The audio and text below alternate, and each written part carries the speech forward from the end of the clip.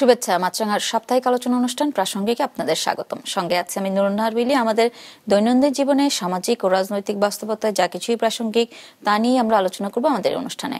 প্রাসঙ্গিকে আজ আমাদের সাথে অতিথি হিসেবে আছেন সিনিয়র সাংবাদিক কলামিস্ট সোহরাব হাসান। কেমন আছেন? ভালো আছি, আপনিও নিশ্চয়ই ভালো আছেন। আমরা আসলে আজকে শুরু করতে চাই গত কয়েকদিনের সব থেকে আলোচিত বিষয়। বিএনপি চেয়ারপারসন বেগম খালেদা জিয়া অসুস্থ হয়ে এভারকেয়ার হাসপাতালে চিকিৎসাধীন আছেন। তো তার এই অসুস্থতা নিশ্চিতভাবেই রাজনীতিতে নতুন দুশ্চিন্তার ছাপ ফেলেছে বলে মনে করেন কিনা? হ্যাঁ, এটি তো খুবই বেদনার, কষ্টের এবং উদ্বেগের ঘটনা যে খালেদা জিয়া বিএনপির চেয়ারপারসন, সাবেক প্রধানমন্ত্রী, এবং তিনি দলে সক্রিয় না থেকেও কিন্তু দলের নেতাকর্মীদের একটা বড় ভরসা ছিলেন এবং সবাই তার কাছেই ছুটে যেতেন। এবং তিনি হাসপাতালে বা বাসায় যেখানেই থাকুন তিনি আছেন, এটাই কিন্তু। এবং এখনও আমরা মনে করি যে আমরা আশা করি, কামনা করি যে তিনি সুস্থ হয়ে আবার ফিরে আসবেন। কারণ খালেদা জিয়ার এই অসুস্থতার খবরটি এমন এক সময় এলো যখন পুরো রাজনীতিতে একটা ক্রান্তিকাল। অর্থাৎ আমরা 24শে জুলাই অভ্যুত্থানের মধ্যে ক্ষমতার পালাবদল ঘটেছে, গণতান্ত্রিক রূপান্তরের লক্ষ্যে নির্বাচনের সময়সীমা ঘোষণা করা হয়েছে, নির্বাচনের প্রস্তুতি চলছে, এমনকি দলের যে প্রার্থী তালিকা সেখানেও কিন্তু 3টি আসনে খালেদা জিয়ার নাম আছে, যে তাকেই দলও তার উপরে ভরসা করে।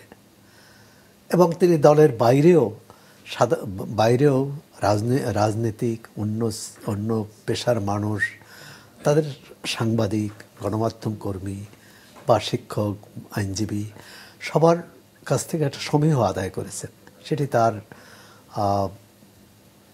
নিজেই, তার ভাবমূর্তি, তার আচরণ, তার সংযত কথাবার্তা, এটি মানুষ পছন্দ করেছে।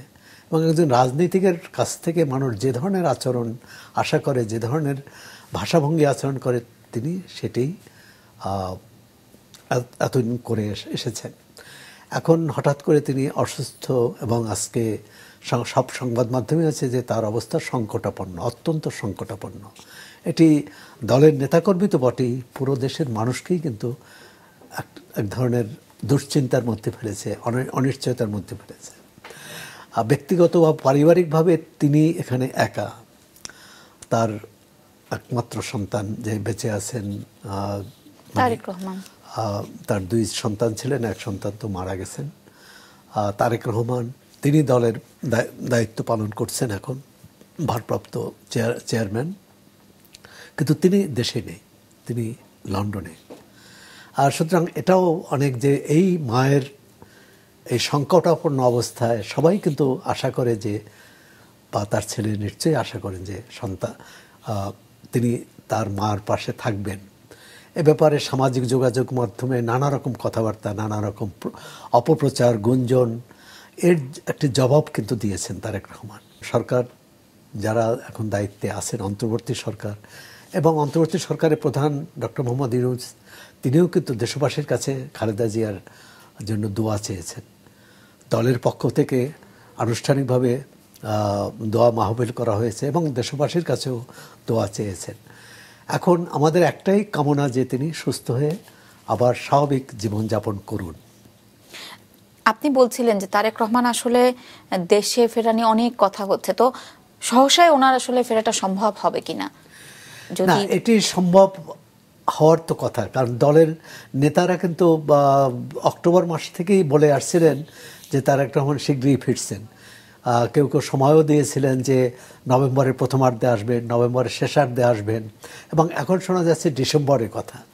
আবার কেউ কেউ বলেছেন যে নির্বাচনের তফসিল ঘোষণার পরে আসবে। এক্ষেত্রে হয়তো একটা রাজনৈতিক কৌশলও কাজ করতে পারে, সেটি হচ্ছে নিরাপত্তার বিষয়টি বাদ দিয়ে যে তফসিল ঘোষণা পর আনুষ্ঠানিক নির্বাচনী প্রচার শুরু হবে। তা সুতরাং ফেব্রুয়ারিতে নির্বাচন, সেই নির্বাচনের প্রচারের শুরুতে যদি তিনি দেশে এসে প্রচারে অংশ নিতে পারেন, সেটা একটা বিএনপির জন্য বড় পাওনা হবে। এবং তারা মনে করবেন যে জনগণের যে জনজোয়ার তার আগমনের মধ্যে দিয়ে জনজোয়ারটা তৈরি হবে, আর এজন্য অপেক্ষা করতে পারেন। খালেদা জিয়া প্রসঙ্গে আমরা যেহেতু কথা বলছি, আপনি তো ব্যক্তিগতভাবে মানে সাংবাদিক হিসেবে যেহেতু অনেক বছর কাজ করছেন, তাকে নিশ্চয়ই ব্যক্তিগতভাবে দেখার সুযোগ হয়েছিল। তার আসলে কোন বিষয়টি আপনাকে সবসময় আকৃষ্ট করেছে, বা তার রাজনীতির কোন গুণাবলীটা আসলে সবার জন্যই বেশ আকর্ষণীয়? যে কোনো সব রাজনীতিকেরই যারা নেতৃত্ব দেন তাদের কোনো না কোনো বৈশিষ্ট্য নেতাকর্মী বা সাধারণ মানুষকে আকৃষ্ট করে। খালেদা জিয়ার ক্ষেত্রে বলবো যে তার বাক সংযম, তিনি যে বেশি কথা বলেন না, তিনি যে মানুষের প্রতি রূঢ় আচরণ করেন না, এবং ধরেন ক্ষুব্ধ হলেও সেটা নিজের ভেতরে রাখেন। এটি ক্ষমতায় থাকতেও দেখা গেছে। আমরা পার্লামেন্টে বিতর্কের সময় দেখেছি তিনি কি ভাষায় কথা বলেছেন। তিনি যখন বিরোধী দলে ছিলেন তখন সরকারের সমালোচনার জবাব দিয়েছেন, আবার যখন সরকারে ছিলেন বিরোধী দলের সমালোচনার জবাব দিয়েছেন। এর মধ্যে এক ধরনের বলবো যে খুবই সংযমী আচরণ এবং ভাষাভঙ্গিতে শালীনতাবোধ। আর নেতাকর্মীদের সঙ্গে তার যে সম্পর্ক সেটা আমরা বলতে পারবো না, কিন্তু বিভিন্ন সাংবাদিক দলের সমাবেশে, সাংবাদিক সম্মেলনে তার সাথে যে কবার দেখা হয়েছে সেটি কিন্তু খুবই বলবো যে প্রীতিকর। যে অর্থাৎ তিনি কারো প্রতি রুষ্ট হয়েছেন বা কারো প্রতি কেউ কথা বলতে গেলে কথা বলেননি, এরকম ঘটনা মনে পড়ে না। দু তিনটি অনুষ্ঠানে এবং সেটি কিন্তু 2013 বা তার আগে যখন তিনি বিরোধী দলের নেত্রী, যখন তিনি আর পার্লামেন্টও যান না, বা 14 পর তো আর পার্লামেন্টের বিএনপি নির্বাচনে 14 নির্বাচনে অংশ নেয়নি, তার আগে তিনি বিরোধী দলের নেতা ছিলেন, পরবর্তীকালে বিএনপির চেয়ারপারসন। এমনকি আন্দোলনে সরকারের সমালোচনা, বিরোধী দলের নেতা হিসেবে সরকারের সমালোচনা যখন করেছেন তখনও কিন্তু তার ভাষা কখনোই শালীনতার সীমা ছাড়ায়নি। এটি একটি বৈশিষ্ট্য। দ্বিতীয় হচ্ছে তিনি নেতাকর্মীদের উপর খুব ভরসা করছেন, যে আমি সব করেছি এটি কখনো দাবি করেননি। আমাদের সরকার এটা করেছে। আমাদের দেশে অনেক নেতাকর্মীর মধ্যে কিন্তু নেতা নেত্রীদের মধ্যে এরকম আছে যে আমিই সব করলাম। মানে দলের একটা যৌথ যে নেতৃত্ব বা দলের সবাইকে নিয়ে চলার যে মানসিকতা, এটা সবার মধ্যে থাকে না। তো আমার মনে হয়েছে যে খালেদা জিয়া যতদিন রাজনীতিতে সক্রিয় ছিলেন সেটি করেছেন। অন্যের কথা শোনা, এটি তার আরেকটি বৈশিষ্ট্য। একজন খুবই দেশের বরেণ্য ব্যক্তি, তিনি পরবর্তীকালে গুরুত্বপূর্ণ সরকারি পদও পেয়েছেন। তিনি দুই নেত্রীর সঙ্গে সাক্ষাতের একটা বর্ণনা দিয়েছিলেন রাজনৈতিক সংকটের সময়। তিনি বলেছিলেন, এক নেত্রীর কাছে গেলাম, উনি বললেন আমি শুনলাম, আর এক নেত্রীর কাছে গেলাম, আমি বললাম উনি শুনলেন। এই যে উনি শুনলেন, তিনি কিন্তু খালেদা জিয়া। তো সুতরাং এক ধরনের তার মধ্যে ধৈর্য, সহনশীলতা, সহিষ্ণুতা, এটি তার চরিত্রের অন্যতম বৈশিষ্ট্য। আরেকটি হচ্ছে যে কোনো সময় অনেক দল নেতাকে এগিয়ে নেয়। এটি বাংলাদেশের অনেক দল, বিশেষ করে আওয়ামী লীগের কথা যদি বলেন, আওয়ামী লীগের শীর্ষ নেতৃত্বের চেয়ে দলের সাংগঠনিক শক্তিকে অনেক বড় ভাবা হয়, কারণ বহু পুরানো দল, পাকিস্তান আমল থেকে 49 সাল থেকে। আর বিএনপির ক্ষেত্রে কিন্তু বিশেষ করে জিয়াউর রহমান সাহেব মারা যাওয়ার পর দলে একটা অস্থিতিশীল অবস্থা ছিল। দলের অনেক যে জ্যেষ্ঠ নেতারা এরশাদের সঙ্গে হাত মিলিয়েছিলেন, তখন তিনি সেই কঠিন সময়ে দলকে এগিয়ে নিয়ে গেছেন। অর্থাৎ বিএনপিকে এখন যে বিএনপি দেখি সেটা কিন্তু তার হাতে গড়া, এবং তিনি বিএনপিকে এই অবস্থায় নিয়ে এসেছেন সেটি সরকারে থাকতে। এমনকি বিএনপিকে স্বৈরাচারী এরশাদ সরকারের পর যে প্রথম নির্বাচন হলো, সেই নির্বাচনে অনেকেই মনে করেছিলেন যে আওয়ামী লীগ জয়ী হবে এবং ক্ষমতায় যাবে, কিন্তু আমরা দেখলাম যে জনগণের রায়ে বিএনপি জয়ী হলো, তারা সরকার গঠন করলো, এবং তার প্রধান চালিকা শক্তি ছিলেন খালেদা জিয়া। তার প্রসঙ্গে যদি একটু জানতে চাই যে তিনি তো দীর্ঘদিন ধরে অসুস্থ এবং রাজনীতিতে আসলে সেভাবে তাকে দেখা যায় না, তারপরেও বিএনপি সকল ভরসা তার উপরেই কেন, বা বর্তমান প্রেক্ষাপটে উনি কি জাতীয়ভাবে কোনো ভরসার জায়গায় আছেন? আসলে আমাদের ভরসা, আমাদের দেশের সমাজে ভরসার মানুষ খুব কম, যারা যারা মানুষকে এগিয়ে নিতে পারে। বরং আমাদের রাজনীতি, অসুস্থ প্রতিযোগিতা রাজনীতিতে যে চলছে বা অতীতে ছিল, সেটাকে সমাজকে পিছিয়ে দেয়। তার উপর নেতাকর্মীদের ভরসা যে তিনি ঐক্যের প্রতীক, বিএনপিতে কিন্তু তিনি ঐক্যের প্রতীক। তাকে নিয়ে কোনো রকম বিরূপ মন্তব্য অথবা অনাস্থা এটি কেউ প্রকাশ করে না। আর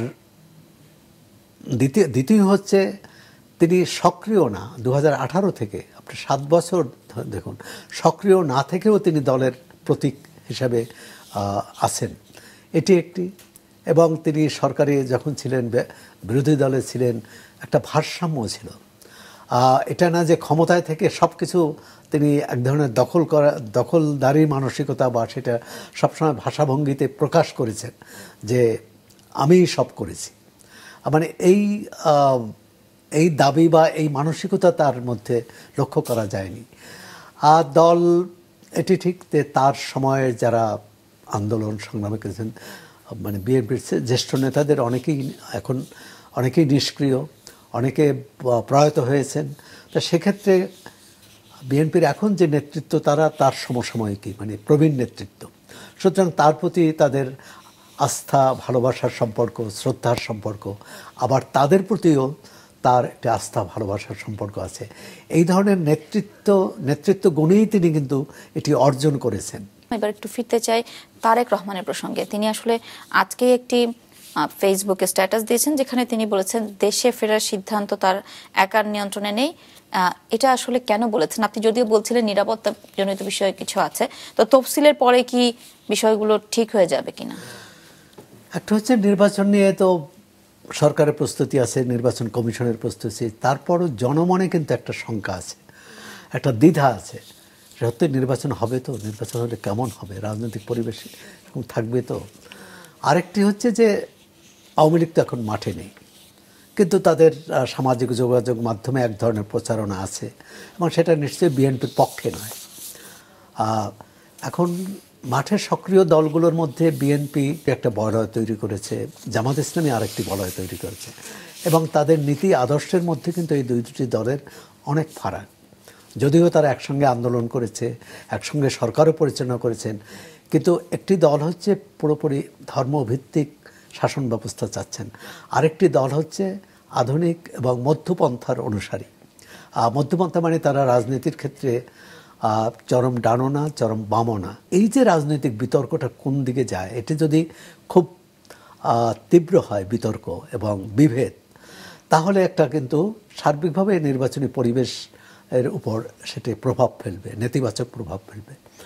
সেক্ষেত্রে তারেক রহমান যে নিরাপত্তা ঝুঁকির কথা বলছেন, একটা হচ্ছে রাজনীতি সুস্থ ধারায় চলছে কিনা, বিরোধ, বিবাদ, সংঘাত এটি তীব্র হচ্ছে কিনা। ওনার আসলে মূল বাধাটা কোথায়? নিয়ন্ত্রণ অন্য কারোর হাতে বলছেন উনি, মানে এর মধ্য দিয়ে কথাটা খুবই ইঙ্গিতপূর্ণ, এর মধ্যে এটা কিন্তু তিনি খোলসা করেননি। তবে আমরা তার এই যে শব্দগুচ্ছ তাতে ধরে নিতে পারি তিনি নিরাপত্তাহীনতা বোধ করছেন। আমাদের দেশে তো যেহেতু দুজন রাষ্ট্রপতি, বঙ্গবন্ধু শেখ মুজিবুর রহমান এবং জিয়াউর রহমান ঘাতকের হাতেই মারা গেছেন, এরপর আরও অনেক রাজনৈতিক হত্যার ঘটনা ঘটেছে, 21 আগস্টে গ্রেনেড হামলার মতো ঘটনা ঘটেছে, জঙ্গি হামলার ঘটনা ঘটেছে, হলি আর্টিজানের মতো ঘটনা ঘটেছে, আবার আওয়ামী লীগের সময়ও বিরোধী দলের উপর দমন পীড়ন, গুম ইত্যাদি হয়েছে। এখন কে কাকে কোন গুপ্ত ঘাতক কোথায় লুকিয়ে আছে এটা কিন্তু জানে না। একটা হচ্ছে যে রাষ্ট্রীয় পৃষ্ঠপোষকতায়, আবার রাষ্ট্রীয় পৃষ্ঠপোষকতার বাইরেও হতে পারে, যেমন 21 আগস্টের গ্রেনেড হামলা। এখন এটি কি রাষ্ট্রীয় পৃষ্ঠপোষকতায় হয়েছিল, না এটি অন্য কোনো অপশক্তি করেছে রাষ্ট্রের যারা তখন নিরাপত্তার দায়িত্বে ছিলেন, তারা সেটা সুরক্ষা দিতে পারেনি। আর সুতরাং এরকম কোনো অবস্থা, আর এই বর্তমানে যারা ক্ষমতায় আছে তারা তো রাজনৈতিক সরকার না, অন্তর্বর্তী সরকার, এবং তাদের কতটা নিয়ন্ত্রণ আছে এই আইনশৃঙ্খলার উপর, সেটা একটা প্রশ্ন। একসময় বলা হচ্ছে এই সরকার আসার পরে যে জঙ্গিবাদ বলে কিছু নেই, কিন্তু সত্যি কি জঙ্গিবাদ নেই? সত্যি কি গুপ্তঘাতক নেই? সুতরাং এসব প্রশ্ন এখন এক্ষেত্রে বলবো যে সরকারের পক্ষ থেকেই একটা ব্যাখ্যা দেওয়া উচিত, যে অথবা আশ্বস্ত করা উচিত তারেক রহমানকে, যে বাংলাদেশের মাটিতে তিনি আসলে নিরাপত্তার জন্য উদ্বিগ্ন থাকতে হবে না, নিরাপত্তার হুমকি নেই। আচ্ছা, জাতীয় সংসদ নির্বাচন নিয়ে আপনি বলছিলেন যে এখনো মানুষের মধ্যে শঙ্কা আছে, তো জাতীয় সংসদ নির্বাচনটা তাহলে কিরকম হতে যাচ্ছে? এটি নিয়েও আসলে উদ্বেগ কাটছে না কেন? শঙ্কা আছে। আসলে আমাদের রাজনীতি যখন সুস্থ ধারায় প্রভাবিত হয় না, এখন রাজনীতি কীরকম, আওয়ামী লীগ যখন ক্ষমতায় ছিল সব কিছু আওয়ামী লীগময়, আওয়ামী লীগের বাইরে কিছু ছিল না, সব কিছু। আপনি সংবাদ মাধ্যম বলেন, ব্যবসা বাণিজ্য বলেন, সব কিছুই ছিল, আপনি যেখানেই তাকাতেন আওয়ামী লীগ। এখন আবার আওয়ামী লীগ নেই, এখন আবার যেখানে তাকান আপনি দেখবেন হয় জামাত ইসলামী অথবা বিএনপি অথবা এনসিপি অথবা অন্য দল। তো এই যে প্রবণতা, এই যে পালাবদলের রাজনীতি, এটি তো গণতান্ত্রিক দেশে হওয়া উচিত না। সবাইকে নিয়েই, গণতন্ত্র মানে সবাইকে নিয়ে চলা। এখন আগামী নির্বাচনে যেটি শঙ্কার কথা বললেন, একটা হচ্ছে নির্বাচনে কারা অংশ নিতে পারবে। সব দল কি পারবে? প্রধান উপদেষ্টা বলছেন যে আওয়ামী লীগ পারবে না। সম্প্রতি যুক্তরাজ্যের একজন যুক্তরাজ্যের একজন মন্ত্রী তার সঙ্গে দেখা করেছিলেন, তার সঙ্গে আলোচনায় বলছেন যে আওয়ামী লীগের কার্যক্রম যেহেতু নিষিদ্ধ, এই দলটি নির্বাচনে অংশ নিতে পারবে না। তারপর আওয়ামী লীগের সহযোগী যারা ছিল তাদের ব্যাপারে কিন্তু সরকারের কোনো আইনি নিষেধাজ্ঞা নেই, কোনো আনুষ্ঠানিক নিষেধাজ্ঞা নেই। যেমন 14 দল, আওয়ামী লীগ ছাড়া অন্যান্য যে সংগঠন, অন্যান্য যে দল, জাতীয় পার্টি যদিও ইতিমধ্যে কয়েক ভাগ হয়ে গেছে, তারা পারবে কি পারবে না। নির্বাচন কমিশনের পক্ষ থেকেও কিন্তু এ ব্যাপারে খোলাসা করা হচ্ছে না, সরকারের পক্ষ থেকেও না। এইটা হচ্ছে যে কে পারবে কে পারবে না। আচ্ছা, যারা পারবে না, যদি তারা স্বাভাবিকভাবে চাইবে যে নির্বাচন যাতে না হয়, নির্বাচনে বাধা দেবে। এবং ইতিমধ্যে তো সামাজিক যোগাযোগ মাধ্যমে আওয়ামী লীগের নেতাকর্মীদের মধ্য থেকে এর ধরনের প্রচার আছে যে তাদের বাদ দিয়ে যদি নির্বাচন করা হয়, সেই নির্বাচন তারা করতে দেবে না বা সেই নির্বাচন গ্রহণযোগ্য হবে না, এটাও বলেছে। জনগণের মধ্যে খুব যে উদ্বেগ আছে তা নয়, কিন্তু যে নির্বাচনে যে উচ্ছ্বাসটা থাকা দরকার, সেই উচ্ছ্বাসটা কিন্তু লক্ষ্য করা যাচ্ছে না। এমনকি ধরুন প্রচার হচ্ছে, কিন্তু প্রচারের সাধারণ মানুষের মধ্যে সেই প্রচারের যে প্রভাব, সেটা কতটা তরঙ্গ, হ্যাঁ, সেই তরঙ্গটা নেই। এখন মনে হচ্ছে একটা কি বলে তরঙ্গহীন নদী বা সমুদ্র। তো এটাকে তরঙ্গ আনতে যায় না, যে নির্বাচন কমিশন তফসিল ঘোষণার পর এই তরঙ্গটা আসবে কিনা। এবং ওই ভয়টা তো থাকেই। যেমন একটা সমাজের একটা অংশ যদি নির্বাচনে অংশ না নিতে পারে, তখন তাদের অনুপস্থিতিতে নির্বাচনের পরিবেশ আর সবাইকে নিয়ে যে নির্বাচনের পরিবেশ একরকম না। আওয়ামী লীগ তো দাবি করতো যে তারা এবং তাদের সহযোগীরাই হচ্ছে পুরো বাংলাদেশ নিয়ন্ত্রণ করতে পারে। তারা 15 বছর ক্ষমতায় থেকে সেটা নিয়ন্ত্রণ করার চেষ্টাও করেছে। পুলিশ ছিল তাদের অধীনে, প্রশাসন ছিল তাদের অধীনে, পুরো বাংলাদেশ শিক্ষা প্রতিষ্ঠান ছিল তাদের অধীনে, আইন অঙ্গন ছিল তাদের অধীনে, এমনকি এক অর্থে সংবাদ মাধ্যমও তাদের অধীনে ছিল। তারপরও কিন্তু গ্রহণযোগ্য নির্বাচন করতে পারেনি, বিশ্বাসযোগ্য নির্বাচন করতে পারেনি। এমনকি 24-এর যে নির্বাচন হলো, যেটাকে আমিডামি নির্বাচন বলা হয়, সেই নির্বাচনে আওয়ামী লীগের সমর্থকরা কি সবাই গেছে? তাহলে তো এই ভোটার উপস্থিতি এটা হওয়ার কথা না। কারণ সাবেক প্রধান নির্বাচন কমিশনার বললেন 27%, এটি 1 লাফে 40% কীভাবে হলো, এটাও মানুষের মধ্যে প্রশ্ন। আইনিভাবে যাদের বাদ দেওয়া হয়েছে সেটা আইনি লড়াই চলবে, কিন্তু সব ভোটার সেখানে যেতে পারবে কিনা, সব ভোটার তার নাগরিক অধিকার, তার ভোটাধিকার প্রয়োগ করতে পারবে কিনা, এই পরিবেশটা সরকার তৈরি করতে পারবে কিনা। যদি পারে, সেটি আমরা স্বাগত জানাবো এবং আনন্দিত হব। আর যদি না পারে, তাহলে কিন্তু একটা রাজনৈতিক অনিশ্চয়তা থেকেই যাচ্ছে।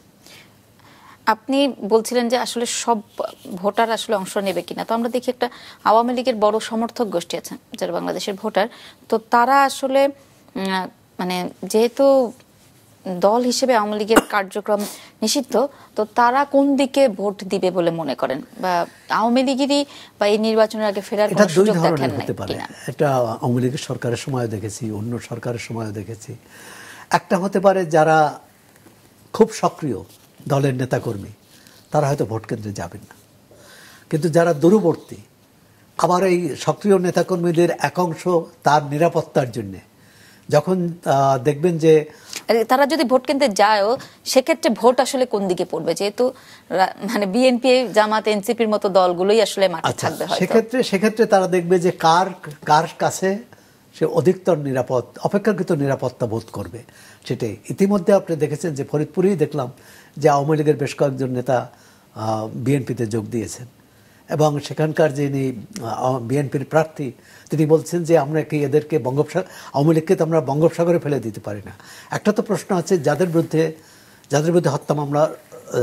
হত্যা মামলা আছে, যাদের বিরুদ্ধে গ্রেপ্তারি পরোয়ানা আছে, যাদের বিরুদ্ধে আইনি ব্যবস্থা নেওয়া হয়েছে, তাদের আপনি নির্বাচন থেকে বারিত করেন, নির্বাচনী প্রক্রিয়ায় আসতে পারলো না। কিন্তু যাদের বিরুদ্ধে এই মামলা নেই, কত না হয় 50,000-এর বিরুদ্ধে আছে, কিন্তু আওয়ামী লীগের সমর্থক যদি 2 কোটি 3 কোটি হয়, তাহলে আপনি বাকিদের বাদ দেবেন কি করে? এমনকি আওয়ামী লীগের নেতাদের শুধু ভোটাধিকারের ব্যাপার না, যেমন যার বিরুদ্ধে কোনো মামলা নেই, তিনি যদি স্বতন্ত্র, যেহেতু আইনিভাবে আওয়ামী লীগের নামে নির্বাচন করতে পারবে না, নির্বাচন কমিশনও প্রতীক স্থগিত করে দিয়েছে, তিনি যদি স্বতন্ত্র প্রার্থী হিসেবে নির্বাচন করতে চান, তার নিরাপত্তা দেওয়ার দায়িত্ব কিন্তু সরকারের এবং নির্বাচন কমিশনের। সেখানে যদি বাধার সম্মুখীন হয়, ইতিমধ্যে আমরা বিভিন্ন জায়গায় দেখছি যে মব ভায়োলেন্স তো সংঘবদ্ধ সহিংসতা, এটি তো হওয়ার কথা না একটা গণতান্ত্রিক সমাজে। যদি কেউ অপরাধ করে, আপনি তাকে বড়জোর আইনের হাতে সোপর্দ করতে পারেন, কিন্তু তার বিরুদ্ধে আপনি শক্তি প্রয়োগ করতে পারেন না। কিন্তু আমরা দেখছি, এবং এই শক্তি প্রয়োগটা সাম্প্রতিককালে কমেছে, সব ক্ষেত্রে আবার কমেও নি। আপনি দেখেছেন গতকাল শাহবাগে কী ঘটনা ঘটল। শাহবাগে একটি আর্তনাদের গান নামে একটি গানের আয়োজন করা হয়েছিল, এবং সেখানে এই বাউল শিল্পী এবং সাধারণ শিল্পী, সংস্কৃতি কর্মীরা তারা সেখানে গান গাচ্ছিল। উদ্দেশ্য ছিল কি, আবুল হোসেন সরকারের মুক্তি দাবি, এবং বাউলদের উপর আক্রমণ হয়েছে, হামলা হয়েছে, তার প্রতিবাদ। সেই প্রতিবাদ সভা করতে যেয়ে তারা হামলার শিকার হয়েছেন, তাদের উপর হামলা করা হয়েছে। তাহলে এই পরিস্থিতি থাকলে, আপনি বললেন যে নির্বাচন সম্পর্কে মানুষের সংখ্যা আছে কিনা, এটা যখন দেখে তখন তো সংখ্যাটা তৈরি হয়। আর সরকার কিন্তু সেখানে খুব যে কার্যকর ভূমিকা নিয়েছে তা না, যেহেতু তাদের শক্তি বেশি ছিল, তাদের সংখ্যা বেশি ছিল, যারা আক্রমণ করেছে তারা পিছু হটতে বাধ্য হয়েছে। শেষ পর্যন্ত তারা মশাল মিছিল করেছে, এবং তারা তাদের গান অনুষ্ঠানও চালিয়ে গেছে। আমরা মনে করি যে এভাবে সংঘবদ্ধ প্রতিবাদ করতে হবে। সন্ত্রাসের বিরুদ্ধে সবাই যদি জোট বাঁধে, তাহলে, এবং দেখিয়ে দিতে হবে যে সন্ত্রাস এটি কখনোই প্রশ্রয় পেতে পারে না, সন্ত্রাসকে কখনোই মেনে নেওয়া যায় না, এর বিরুদ্ধে দাঁড়াতে হবে। এবং আমরা যত শক্তভাবে দাঁড়াতে পারবো, তত এই মব ভায়োলেন্স বলি বা সন্ত্রাস বলি, আক্রমণ বলি, সেটি কমে যাবে। 24-এর গণঅভ্যুত্থানের পরে যে ইসলামিক দলগুলো আসলে প্রকাশ্যে বেশ রাজনীতি করছে, রাজনীতির মাঠে অনেক সরব, এবং ভোটের মাঠেও তারা অনেক সরব, তো নির্বাচনের মাঠে ইসলামিক দলগুলো কেমন করবে বলে মনে করছেন, এবং তাদের আসলে এই নির্বাচনে জিতে আসার সম্ভাবনাও আছে কিনা? রাজনৈতিক দল তো সমাজ থেকে গড়ে ওঠে, সমাজে এদের ভিত্তি আছে কিনা, সমাজে এদের ভিত্তি আছে বলেই কিন্তু তারা এই রাজনীতি পরিসরে নিজেদের অবস্থান তৈরি করতে পেরেছে। আপনি দেখেন যে ইসলামী দলগুলোর সমাবেশে কিন্তু কম লোক হয় না, বেশি লোকই হয়। এখন কেন হয়? তাহলে সমাজে এরা সমর্থক গোষ্ঠী তৈরি করতে পেরেছে। কেন পেরেছে? যারা এই ইসলামে এই ধর্মীয় রাজনীতির বিরোধী, অর্থাৎ সেকুলার রাজনীতি করেন, যারা গণতান্ত্রিক রাজনীতি করেন বলে দাবি করেন, তাদের কিন্তু এটি চিন্তা করার কথা, তাদের বোঝা উচিত, তাদেরকে উপলব্ধি করতে হবে যে কেন মানুষ তাদের কথা না শুনে তুলনামূলকভাবে অগ্রবর্তী চিন্তা যারা করে, অগ্রবর্তী রাজনীতি যারা করে, যারা বইয়ের ভাষায় আধুনিক রাজনীতি করে তাদের সমর্থন কেন কমে যাচ্ছে, তাদের প্রতি মানুষের আস্থা কেন কমে যাচ্ছে, আর এই যারা ধর্মীয় রাজনীতি করে তাদের প্রতি কেন আস্থা বেড়ে যাচ্ছে। এটা একটি কারণ। মানুষ কিন্তু দেখে, আপনি একটা কথা আছে না, বলে বিড়াল সাদা না কালো, সেটা বিড়াল ইঁদুর মারে কিনা। এখন মানুষ চায় কি? মানুষ চায় তার নিরাপত্তা, মানুষ চায় তার প্রতিবেশী তার সঙ্গে ভালো ব্যবহার করবে। গালাগাল করলে কিন্তু হবে না যে এদের রাজনীতি খারাপ, এরা পশ্চাৎপদ কোথায়, আর আপনার অগ্রবর্তী অবস্থানটা কোথায়, আপনি তার চেয়ে কোথায় ভালো, সেটা প্রমাণ করতে হবে। সাধারণ মানুষের কাছে সেটা প্রতিভাত হতে হবে। ভোটের মাঠে যদি এগিয়ে রাখেন, কাকে এগিয়ে রাখবেন? জামাতকে এগিয়ে রাখবেন না বিএনপিকে এগিয়ে রাখবেন? ভোটের মাঠে কারা এগিয়ে গেছেন? না, এটি তো ব্যক্তিগতভাবে আমি হয়তো কাউকে ভোট দেব বা দেব না, হ্যাঁ সেটি। কিন্তু আপনি যেটা বললেন বিশ্লেষণ, কে এগিয়ে থাকে, আপনি সেটা দেখতে হবে। তার মধ্যে কিন্তু একটা হচ্ছে সমাবেশ দেখবেন, কার সমাবেশ বড়, আরেকটি হচ্ছে যে কার সাংগঠনিক শক্তি বেশি আছে, আর তৃতীয়ত হচ্ছে যে যারা প্রতিদ্বন্দ্বিতা করবেন সেই প্রতিদ্বন্দ্বী মানুষগুলোর তার প্রভাব প্রতিপত্তি কতটা। এছাড়া আর্থিক সামাজিক প্রভাব প্রতিপত্তির বিষয় আছে। সেক্ষেত্রে আপনি যে কোনো বিচারে দেখা যাবে যে বিএনপি এগিয়ে আছে, কারণ বিএনপির সাংগঠনিক শক্তি অনেক বেশি, তার অর্থনৈতিক শক্তিও বেশি, তার নেতৃত্বের যে অভিজ্ঞতা সেটাও অনেক দিনের, এবং পুরো দেশের ভিতরে মানে দেশ জুড়ে যে সাংগঠনিক ক্ষমতা সেটাও বিএনপির বেশি। এখন এখানে আমরা গত 4 দশক ধরে দেখে আসছি কি, আওয়ামী লীগ বিএনপি, অর্থাৎ আওয়ামী লীগ বিরোধী দলে থাকলে বিএনপি ক্ষমতায় থাকতো, সরকারে থাকতো, আওয়ামী লীগ সরকারে থাকলে বিএনপি বিরোধী দলে থাকতো। একটা দ্বিদলীয় ব্যবস্থা তৈরি হয়েছিল, কিন্তু দ্বিদলীয় ব্যবস্থাটা ভাঙলো কে? এই তত্ত্বাবধায়ক ব্যবস্থা বাতিল করে। তখন এই যে এখন আওয়ামী লীগ নেই, এও ঠিক যে আওয়ামী লীগ যদি এখন থাকতো তখন কিন্তু আপনার প্রশ্নটা হতো যে আপনি কাকে এগিয়ে রাখবেন, আওয়ামী লীগকে না বিএনপিকে? এখন আওয়ামী লীগ মাঠে নেই বলেই কিন্তু এই আওয়ামী লীগের জায়গায় জামাতে আসছে। আবার জামাত ইসলামে আওয়ামী লীগ যখন ক্ষমতায় ছিল তখনও তারা এরকম একটা পরিবেশ তৈরি করেছিল যে বিএনপি কোথাও নেই, সংসদে নেই, সংসদের বাইরে নেই, জনসভা করতে গেলে বাধা দেওয়া হচ্ছে। তখন কিন্তু প্রশ্নটা আসছিল আপনি কাকে এগিয়ে রাখবেন, আওয়ামী লীগকে না জাতীয় পার্টিকে? তো এই এগিয়ে রাখার ব্যাপারটা অনেকটা কৃত্রিম। স্বাভাবিক অবস্থায় কিন্তু সব দলের মধ্যে মানুষ বাছাই করবে। এই বিগত নির্বাচনগুলো প্রশ্নবিদ্ধ হয়েছে কেন, একতরফা কেন বলা হয়? এখানে বাছাই করার উন্মুক্ত প্রতিযোগিতা ছিল না। মানে একজন মানুষ যিনি আওয়ামী লীগকে পছন্দ করেন না বা 14 দলকে পছন্দ করেন না, তিনি কাকে ভোট দেবেন? তিনি ভোট দিতে যাননি। আগামী যে নির্বাচনটি হবে ফেব্রুয়ারিতে, সেখানে যাতে উন্মুক্ত বাছাইয়ের সুযোগ থাকে। সোহরাব হোসেন, আমরা আসলে নির্বাচন নিয়ে অনেক দীর্ঘ আলাপ করলাম, তারপর নির্বাচনে একটা ছোট্ট কথা জানতে চাইবো যে নির্বাচন আসলে জোটের একটা বড় বিষয় আছে, যে অনেক জোট সামনে আসে, অনেক মানুষকে আমরা দেখি একই লক্ষ্য নিয়ে এগিয়ে আসে, অনেকগুলো দল একসাথে হাঁটে। তো এবারে জোটের ক্ষেত্রে কোনো ভোটের মাঠে চমক থাকবে কিনা? এক ধরনের তো বলয় তৈরি হয়েছে, বিএনপির একটি বলয়। বিএনপি ঘোষণাই দিয়েছে যাদের একসঙ্গে আন্দোলন করেছে, যাদের সঙ্গে তাদের নিয়েই সরকার, তারা ক্ষমতায় গেলে সরকার গঠন করবে, তাদের নিয়ে নির্বাচনও একসঙ্গে করার চিন্তাভাবনা আছে, প্রস্তুতিও আছে। কারণ বিএনপি 236টি আসনে প্রার্থী ঘোষণা করলেও বাকি আসনগুলো কিন্তু রেখে দিয়েছে। কিছুটা অন্তর্দ্বন্দ্বের কারণে নিজ দলের মধ্যে কাকে বাদ দিয়ে কাকে দেবে এরকম প্রতিদ্বন্দ্বী প্রার্থী আছে। আর বাকিটা হচ্ছে তাদের সহযোগী যাদের মনে করে মিত্র দলগুলোর জন্য আসন ছেড়ে দেওয়া। তা বিএনপির পক্ষ থেকে এক ধরনের জোট স্পষ্ট হচ্ছে না, জোট ভাবনা শুধু জোটটা স্পষ্ট হচ্ছে, জোটের দিকেই যাচ্ছে। জামাতের পক্ষ থেকে বলা হয়েছে তারা 8 দল একসঙ্গে রাজনীতি করছেন, একসঙ্গে আন্দোলন করছেন মাঠে, কিন্তু তারা জোট করবেন না, তারা আসন সমঝোতা করবেন, আসন ভাগাভাগি করবেন। সেটার অর্থ দাঁড়ায় কিন্তু তাই। এর বাইরে বিএনপি এবং জামাত ইসলামীর বলয়ের বাইরে NCP, AB party, Aap Bangladesh, আরও দুই একটি পার্টি নিয়ে একটা জোটের চেষ্টা চলছে, কিন্তু সেই জোটটা এখনও দাঁড়ায়নি। কারণ এখানে কে কোন আসন বন্টন নিয়ে ইতিমধ্যে তাদের মধ্যে একটা বিরোধ দেখা দিয়েছে, সেটাও দাঁড়াবে কিনা। আরেকটি হচ্ছে বাম গণতান্ত্রিক জোট, যারা আজকে কনভেনশন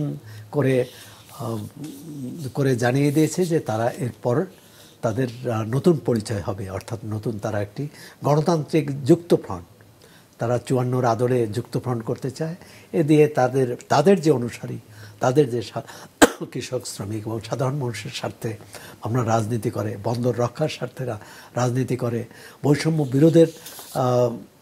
বিরুদ্ধে রাজনীতি করে, সুতরাং তারা আরেকটি জোট করার প্রস্তুতি নিচ্ছে। তা আমি এই চারটা জোট বা চারটা বলয় দেখতে পাচ্ছি সামনে নির্বাচনকে কেন্দ্র করে। এখন সেখানে ওই একই ব্যাপার, একটা সমস্যা জোটের রাজনীতিতে এবারের নির্বাচনে হবে। অতীতে যারা জোটের রাজনীতি করতেন, জোটের শরিক দলগুলো, মানে ছোট শরিকরা, তারা বড় শরিকের প্রতীকে নির্বাচন করত, যাতে ওই যেমন ধানের শীষ প্রতীক নিয়ে একটা আরপিও, কিন্তু এবারে আরপিও সংশোধন করে বলা হয়েছে যে দলের প্রার্থী বা নেতাকে নিজ দলের প্রতীকে নির্বাচন করতে হবে। এক্ষেত্রে আমার মনে হয় যে এই জোট সঙ্গীরা কিছুটা বিপদে পড়বে। আগামী আমরা প্রত্যেকটা নির্বাচনে পার্শ্ববর্তী দেশ ভারতের এক ধরনের প্রভাব দেখতে পাই, সরাসরি দেখা না গেলেও মনে হয় যে থাকে। তো এবারের নির্বাচনেও তাদের কোনো প্রভাব বা অন্য কিছু দেখা যাবে কিনা? দুই ধরনের প্রভাব। এক হচ্ছে এটাকে ব্যবহার করা, যে কে কতটা ভারত বিরোধী, কে কতটা ভারতপন্থী, এটা রাজনীতির বিতর্কের অংশ হয়ে যায়। তাই এবার কে কতটা ভারতপন্থী সেটা কম হবে, বরং সবাই প্রতিযোগী দলগুলো নিজেদের প্রমাণ করবে কে কার চেয়ে বেশি ভারত বিরোধী বা ভারতের বিরুদ্ধে। এবং সে একটা বড় ভারত একটা বড় বিতর্কের উপাদান হবে এ কারণে যে সেখানে সাবেক প্রধানমন্ত্রী সহ অনেক আওয়ামী লীগ নেতা আশ্রয় নিয়েছেন, এবং যাদের সাবেক প্রধানমন্ত্রী এবং সাবেক স্বরাষ্ট্রমন্ত্রীর তো বিচারে শাস্তিই হয়েছে।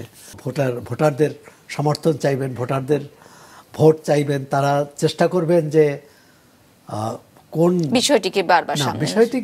বিষয়টিকে বারবার সামনে আনবেন এবং মানুষের আকাঙ্ক্ষার কথা চিন্তা করবেন যে মানুষ কি চায়। একটা বড় দেশ সঙ্গে একটা ছোট দেশ, পাশাপাশি ছোট দেশ থাকলে, এবং গত 15 মাসের অভিজ্ঞতা, তাতে ভারতের মনোভাব তো ইতিবাচক, এটা কোনোভাবে বলা যাবে না। আবার আমাদের যদি কোনো দুর্বলতা থাকে, সেটাও নিশ্চয়ই যারা প্রতিযোগী তারা সামনে আনতে চাইবে না। ভারত একটা ইস্যু হবে, শুধু ভারত না, এর সঙ্গে কিন্তু আমেরিকাও ইস্যু হবে।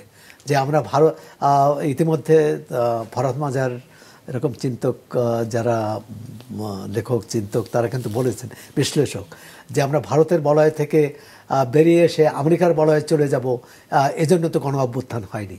তো সুতরাং শুধু ভারত বিতর্কে থাকবে না, আমেরিকা বিতর্কে থাকবে, চীন বিতর্কে থাকবে, পাকিস্তানও বিতর্কে থাকবে।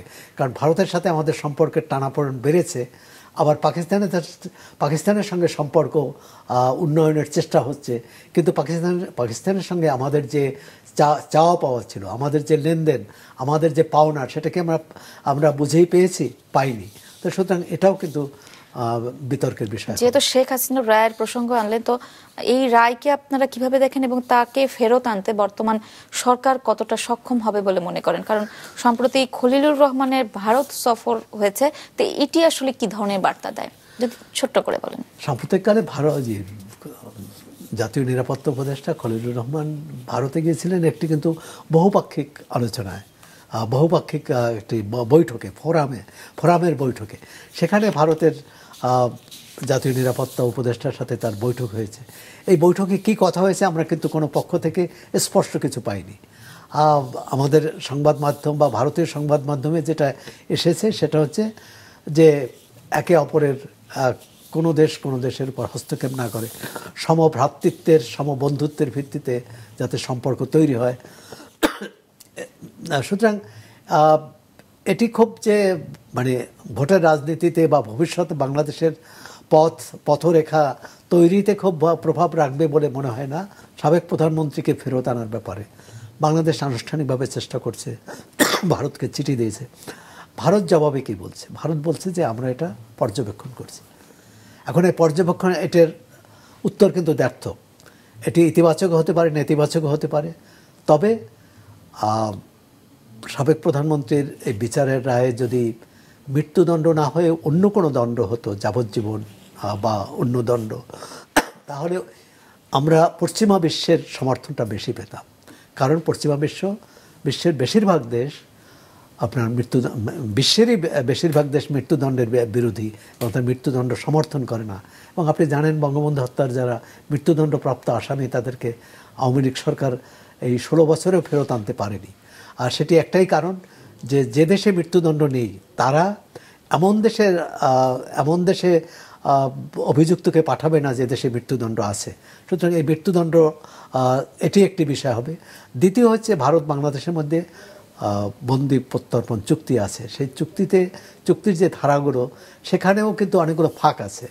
এক হচ্ছে যে এই বিচারটি কি রাজনৈতিকভাবে হয়েছে, না এটি সাধারণ অপরাধ হিসেবে গণ্য হয়েছে, সেটাও কিন্তু ওই চুক্তিতে পর্যালোচনার বিষয় আছে। আবার ভারত কিন্তু তার দেশে বন্দী, তাকে কিন্তু তাদের আইনেও আবার তার দেশে যে আশ্রয় নিয়েছে তাদের আইনেও কিন্তু আবার বিচার করতে পারেন। এটি যদি ভারতের কোনো আইনি প্রক্রিয়ায় চলে যায়, শেখ হাসিনার বিষয়টি বা সাবেক স্বরাষ্ট্রমন্ত্রীর বিষয়টি, তাহলে সেটা কিন্তু দীর্ঘ প্রক্রিয়ার ব্যাপার, অনেক বছর লাগবে।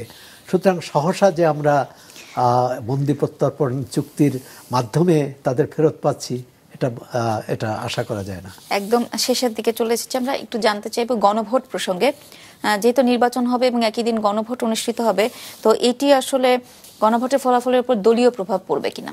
আমি এটা উল্টো করে বলতে চাই যে জাতীয় সংসদ নির্বাচনের ফলাফলের উপর গণভোটের প্রভাব পড়বে কিনা। কারণ একই দিনে জাতীয় সংসদ নির্বাচন এবং গণভোট হওয়ায় প্রতিদ্বন্দ্বী প্রার্থী এবং দলগুলো চাইবে যে জাতীয় সংসদ নির্বাচনে তার প্রার্থীকেই ভোট দেখ, ভোটের সংখ্যা বাড়ুক, ভোটের পরিমাণ বাড়ুক। হ্যাঁ, কিন্তু গণভোটের প্রতি ইতিমধ্যে বিএনপি বলেছে গণভোটের তারা পক্ষেও নাই বিপক্ষেও নেই, এটা নিয়ে তাদের খুব মাথা ব্যথা নেই। এখন অন্য দলের জামাত ইসলামী বা তারা বলেছে যে গণভোটের ব্যাপারে তারা সক্রিয়, এবং তারা যে ভোটার আসবেন জাতীয় সংসদ নির্বাচন করতে, তিনি আরেকটি ব্যালট পাবেন গণভোটের। আর তারা মনে করেন যে এটি খুব নেতিবাচক প্রভাব পড়বে না। তবে উপস্থিতি কি হয় এটা নির্ভর করবে। জাতীয় সংসদ নির্বাচন সার্বিকভাবে নির্বাচনের পরিবেশটি যদি সুষ্ঠু থাকে এবং সেখানে ভয় ভীতি না থাকে, তাহলে গণভোট উতরে যাবে। নির্বাচনকে সামনে রেখে আমরা দেখলাম প্রশাসনের রদবদল হচ্ছে, এটিকে আপনারা কিভাবে দেখছেন? কারণ এটা লটারির মাধ্যমে হচ্ছে, আর অল্প সময়ের মধ্যে বিসিএস এ একটা বলেছে বিশেষ বিসিএস এর অংশগ্রহণ, তো এটিও কিভাবে দেখছেন? কারণ এটাতে এক ধরনের প্রশ্ন উঠছে যে দলীয় লোক নিয়োগের জন্যই এই ধরনের বিসিএস এর আয়োজন। দুটো বিষয়কে কিভাবে দেখেন? প্রথম হচ্ছে যে গণভোট, প্রশাসনের রদবদল এটা স্বাভাবিক প্রক্রিয়া, কিন্তু আর নির্বাচনের সময় এটা হয়েই থাকে। কারণ প্রতিযোগী রাজনৈতিক দলগুলোর পক্ষ থেকে অভিযোগ করা হয় যে কে কোন দলের নয়, এই বিতর্ক থাকে। অন্তর্বর্তী সরকারের শুরু থেকেই কিন্তু এক ধরনের দ্বিধা তাদের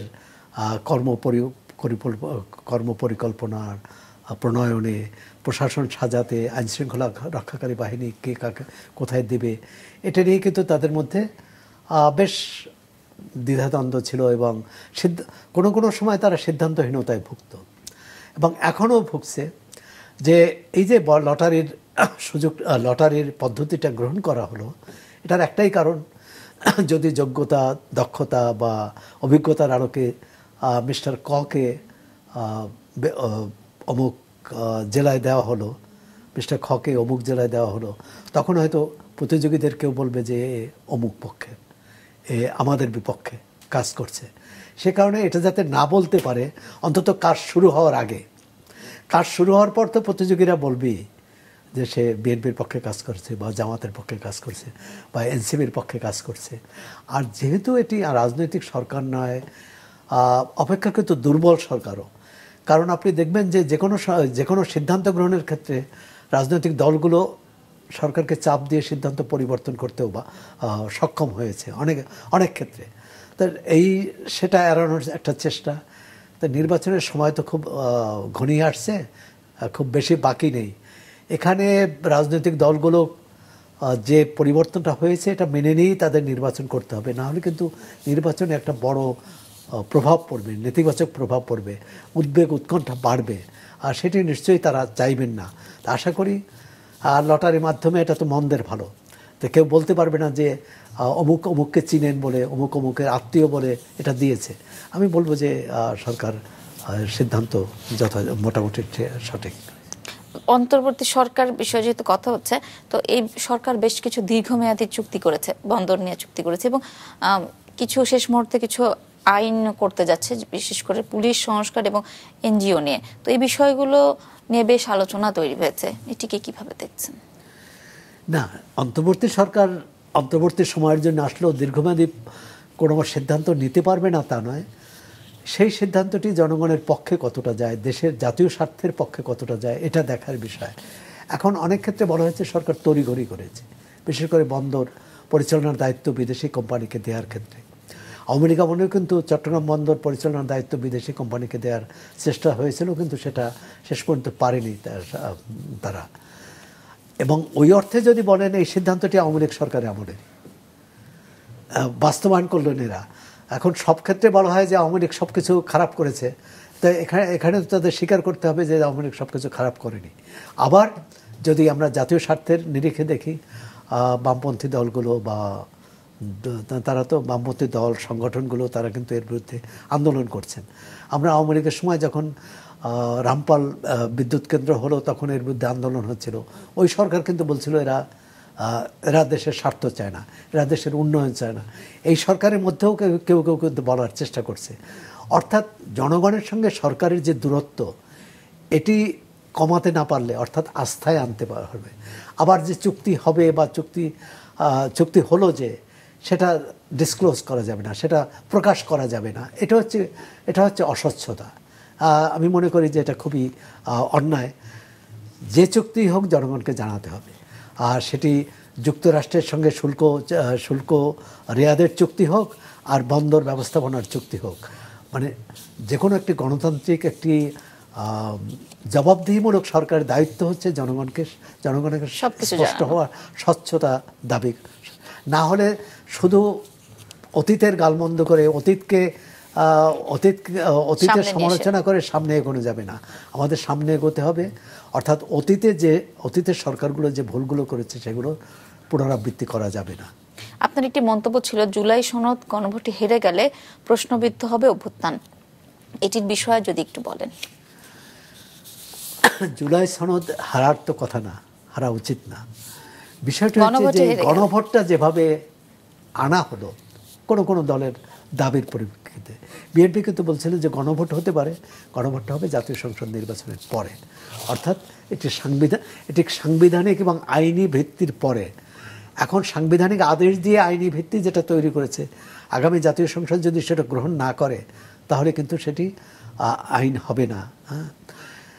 একটি বলা হয়েছে যে জুলাই সনদ হেরে গেলে এটি নৈতিকভাবে বলা, এটি কিন্তু আইনিভাবে না। আপনি 10 জন ভোটারের 6 জন যদি পক্ষে দেয় সেটা কিন্তু পাশ করলো। ভোটে মনে করেন 10 জন ভোটার গণভোটে অংশ নিল, সেই 10 জন ভোটারের 6 জন দিল, 4 জন না দিল, গণভোট জয়যুক্ত হলো, তাই না? কিন্তু যেখানে কথা হচ্ছে যে এত বড় গণ অভ্যুত্থানের পর যার পিছনে সমস্ত পেশা শ্রেণীর মানুষ ছিল, সেখানে তারা যখন একটা গণভোট, তাদের কর্মপরিকল্পনা, জুলাই সনদ এবং সাংবিধানিক আদেশ ইত্যাদি নিয়ে তারা যে গণভোটটা করতে যাচ্ছে, অর্থাৎ জনমত যাচাই করতে চাচ্ছে, সেখানে যদি গরিষ্ঠ সংখ্যক মানে 50% বেশি মানুষের সমর্থন না পায়, তাহলে এটা প্রশ্নবিদ্ধ হবে নৈতিকভাবে, আইনিভাবে নয়। কারণ 1991 সালের গণভোটে কিন্তু মাত্র 35% ভোটার উপস্থিত ছিল, তার মধ্যে আবার 13 না 14% না ভোট দিয়েছিল, তার মানে ভোটের ছিল 35%, বা আরেকটু বেশি না 35 না 25%। 25%। আচ্ছা, কিন্তু কথা হচ্ছে সেটা হয়েছে একটু পার্লামেন্টের সর্বসম্মতভাবে সিদ্ধান্ত হয়েছিল যে আমরা রাষ্ট্রপতি পদ্ধতি থেকে সংসদীয় পদ্ধতিতে যাব। ওইখানে গণভোটটা ছিল আনুষ্ঠানিকতা, আর এইখানে গণভোটটা আইনির ভিত্তি তৈরি করতে চাচ্ছে। তা যে গণভোট দিয়ে আইনি ভিত্তি তৈরি করতে চাচ্ছে সেটি ওই এক ভোটের ব্যবধানে জয়ী হওয়ার মতো নয়। যেমন আমরা সংসদ নির্বাচনে কি দেখি, একজন প্রার্থীর চেয়ে আরেকজন প্রার্থী যদি এক ভোট বেশি পায় তিনি জয়ী হলেন, হ্যাঁ, অন্যজন নাকচ হয়ে যায়। এখানে এ কারণেই বলা হয়েছে গণভোট হেরে গেলে, তা গণভোট যাতে না হারে সরকারের সেই সর্বশক্তি নিয়োগ করা উচিত। আর এর সঙ্গে আরেকটি কথা বলি যে এই গণভোটে মানুষের প্রতি আস্থা, মানুষকে আস্থায় নিয়ে এসে গণভোট সম্পন্ন করতে হবে। আমরা যদি দেখি সামরিক শাসনের সময় যে গণভোট হয়েছে, অর্থাৎ 20% মানুষ গেলে 80% দেখানো হয়েছে, সেই গণভোট হলে সেটা কিন্তু আরও বেশি প্রশ্নবিদ্ধ হবে, আরও বেশি সংকটে ফেলবে দেশকে। জনাব সোহরাব হাসান, অনেক ধন্যবাদ আমাদের এই প্রাসঙ্গিকের এই পর্বে যোগ দেওয়ার জন্য। দর্শক, সময় হলো বিদায় নেওয়ার। আমাদের প্রাসঙ্গিকে এই ছিল আজকে। ইউটিউব চ্যানেলে দেখতে পারেন আমাদের এই অনুষ্ঠান। এছাড়া ফেসবুকে আপডেট পেতে ভিজিট করুন মাছরাঙা টেলিভিশনের পেজে। পরবর্তী পর্বে আবারও হাজির হব নতুন কোনো অতিথিকে সাথে নিয়ে। সেই পর্যন্ত শুভরাত্রি।